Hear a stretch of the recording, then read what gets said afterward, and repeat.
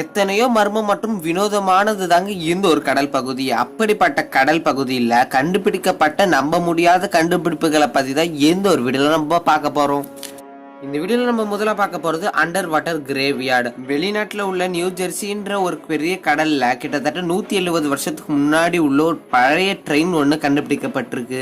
1850 காலகட்டத்தில் புதுசாகி 1985 இது ஒரு பெரிய ஆக்சிடென்ட் சந்திக்குது. இந்த ஒரு ட்ரெயின் வந்து பாத்தீங்கன்னா வெளிநாட்டுல உள்ள நியூ ஜெர்சின்ற பெரிய கடல்ல வந்து இந்த ஒரு ட்ரெயின் பாலடைஞ்சு பழுதடைஞ்சு கடலுக்கு அடியில கிடக்குது. இதை நிறைய டைவர்ஸ் வந்து கண்டுபிடிச்சிருக்காங்க. இருக்க ஒரு பெரிய மர்மம் என்னன்னா, எப்படி இந்த ஒரு ட்ரெயின் கடல் சார்ந்த பகுதி நடுவுல வந்தது அப்படின்ற ஒரு பெரிய கொஸ்டினும், நிறைய பேர் எப்படி இந்த ஒரு ட்ரெயினை இவ்வளோ அடியில கொண்டு வர முடியும், இதுல இருந்து மக்களுக்கெல்லாம் என்ன ஆச்சுன்ற ஒரு பெரிய கேள்வியும் வந்துகிட்டு தாங்க இருக்கு. இந்த வீடியோவில் நம்ம ரெண்டாவதா பார்க்க போகிறது வேர்ல்டு வார் 2 சில்வர் மார்ச் 2013. எப்பயும் போல டைவர்ஸ் அந்த ஒரு கடலில் போயிட்டு சர்ச் பண்ணிக்கிட்டு இருக்காங்க. அந்த இடத்துல உங்களுக்கு கிடைச்சது கிட்டத்தட்ட 1200 கிலோகிராம் ஆஃப் சில்வர்ஸ். மெரைன் எக்ஸ்ப்ளோரேஷனுக்காக தேடுறப்ப தான் அந்த ஒரு இடத்துல விசித்திரமான ஒரு கப்பலும், அந்த கப்பலுக்குள்ள நிறைய இது மாதிரி காசுகள் கிடைக்கப்பட்டிருக்கு. அப்புறமா தான் தெரியுது அது கப்பல் கிடையாது, கிட்டத்தட்ட 412 அடி உள்ள பிரிட்டிஷ் கார்கோ ஸ்டீமர் அப்படின்ற ஒரு சின்ன ஒரு படகு மாதிரி இருக்கிறது. 1941 பிப்ரவரி மாதம் ஜெர்மன் யூபோட் அப்படின்றது 300 மைலை தாண்டி ஒரு பெரிய விபத்தை சந்திக்குது. அந்த ஒரு இடத்துல தான் விபத்தை சந்தித்த அந்த ஒரு கப்பல் கடலுக்கு அடியில மூழ்கிடுது. தண்ணிக்குள்ள போய் துருப்பிடிச்ச அந்த ஒரு கப்பல் கிட்டத்தட்ட 60,000 பவுண்ட்ஸை சேர்ந்தது, அதாவது 150 மில்லியன் யூஎஸ்டி டாலருக்கு சமமானது. இந்த மாதிரி ஒரு நேரத்துல தான் கிட்டத்தட்ட 86 ஆண்கள் வந்து இந்த ஒரு அட்டாக்ல இறந்து போயிடுறாங்க. ஆனா இந்த மெரைன் எக்ஸ்ப்ளோரேஷன்றவங்க கண்டுபிடிச்சது கிட்டத்தட்ட 1200 parse of silver.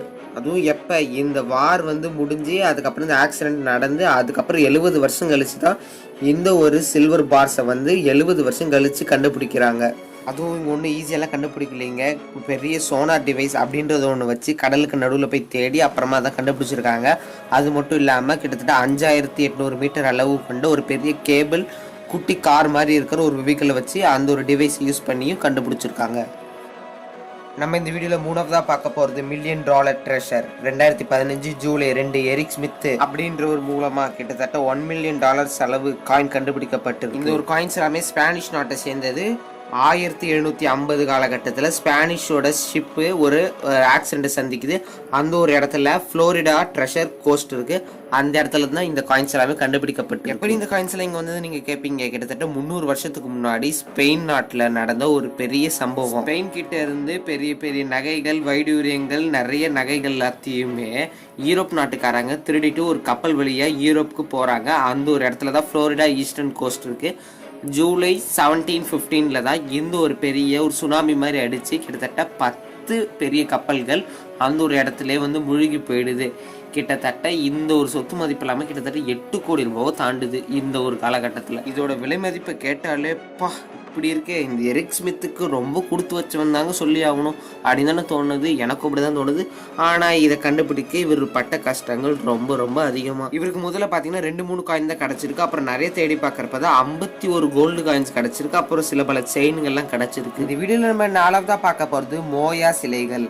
Easter island அப்படின்ற ஒரு பகுதியில் வந்து பார்த்தீங்கன்னா தரைக்கு மேலே நிறைய மனித சிலைகள் காணப்பட்டு இருக்கும். இது வந்து மோயா சிலைகள் அப்படின்ட்டுருவாங்க. இதோட சிலைகளோட ஒட்டு மொத்த எண்ணிக்கை வந்து பார்த்தீங்கன்னா 900 சிலைகளாம். இதில் பாதி வந்து கடலுக்கு மேலேயும் சிலது வந்து கடலுக்கு கீழேயும் இருக்குது. அதை கடலுக்கு மேலே இருக்கிறத வந்து கொஞ்சம் கண்டுபிடிச்சி ஒரு இடத்துல வச்சுருக்காங்க. இன்னும் சிலது வந்து பார்த்திங்கன்னா கடலுக்கு அடியில் தான் இருக்குது. அதுவும் இந்த பசிபிக் ஐலாண்டுன்ற பகுதியில் தான் கடலுக்கு ஆழத்தில் இருக்குன்றாங்க. அதுலேயும் முக்கியமாக அரக்கானா பீச் அப்படின்ற ஒரு இடத்துல தான் இந்த ஒரு சிலைகள் 2009 காலகட்டங்களில் அதிகமாக கண்டுபிடிக்கப்பட்டிருக்கு. இந்த ஒரு சிலையின் ஒரு ஹைட்டே வந்து பார்த்தீங்கன்னா 16 ஃபீட் அளவு ஒரு சிலையின் உயரம் உள்ளதான்.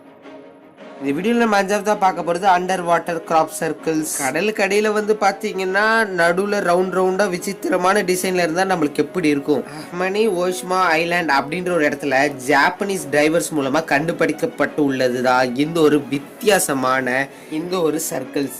இது வந்து பார்க்க யூரோப்போட நடுப்பகுதிகள் மாதிரி இருக்கும் நிறைய பேர் சொல்கிறாங்க.